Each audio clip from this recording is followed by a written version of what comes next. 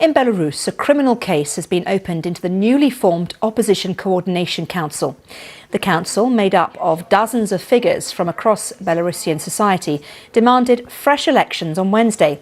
It was all set up by the opposition leader Svetlana Tikhanovskaya to lead a peaceful transfer of power after disputed presidential elections earlier this month. But the incumbent, Alexander Lukashenko, has called its creation an attempt to seize power. Well, on Wednesday, President Lukashenko was given a fierce reprimand by European Union leaders over the disputed election. EU leaders agreed to impose sanctions at a virtual summit. They agreed to impose sanctions on individuals involved in election fraud and the use of violence. Well, let's talk now to Ian Kelly. He is a former US ambassador to Georgia, now ambassador in residence at Northwestern University in the US state of Illinois, and joins me now from his home in Highland Park. Thank you so much for joining us. First of all, Ian Kelly, how difficult is the EU situation in all this? Well, the EU, I think, unlike the United States, unfortunately, I think has really has taken upon itself the role of sending a very strong signal to Alexander Lukashenko and to Russia that it will not accept any attempt to try and thwart the will of the Belarusian people. Of course, they have to walk a very fine line after what happened in Ukraine in 2013, 2014, where, of course, Putin intervened militarily into Ukraine's affairs when they tried to move closer to the European Union. And what about the US? I mean, you know, the lack of engagement, some have argued, is having an even worse detrimental effect than what the US is, where the EU is moving.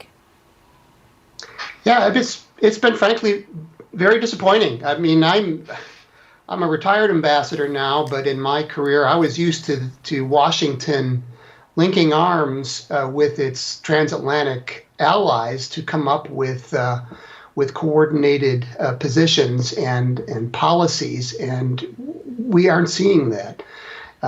Even more than that, although Secretary of State has come out against the stealing of the elections, we have seen absolutely nothing from the White House. Why is that, do you think? Sorry to interrupt, but why has there been such a lack of engagement? I don't know. I mean, I think there are a lot of possible reasons for it. I think that the reaction of the Secretary of State was fairly predictable. The silence of the White House, I think, could be explained by the reluctance of President Trump to do anything to upset Vladimir Putin.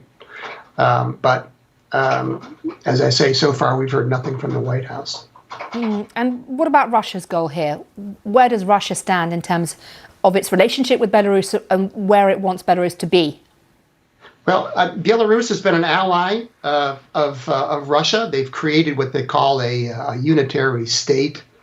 Belarus is a member of the Moscow-centric multilateral organizations, the Eurasian Economic Union and the Collective Security Treaty Organization. I think the bottom line for Putin is that whatever emerges from this, it will have to be a continuation of Belarus's membership in these organizations that Moscow, as I say, is at the center of. I don't think he wants to invade. I think it would be a disaster for him. I think he knows that. There would be resistance. There would be sanctions. Okay. And I would imagine what he's trying to do now is to manage transition to a leader who would be amenable to Moscow. Okay. Ian Kelly, thank you very much for your time. Thank you.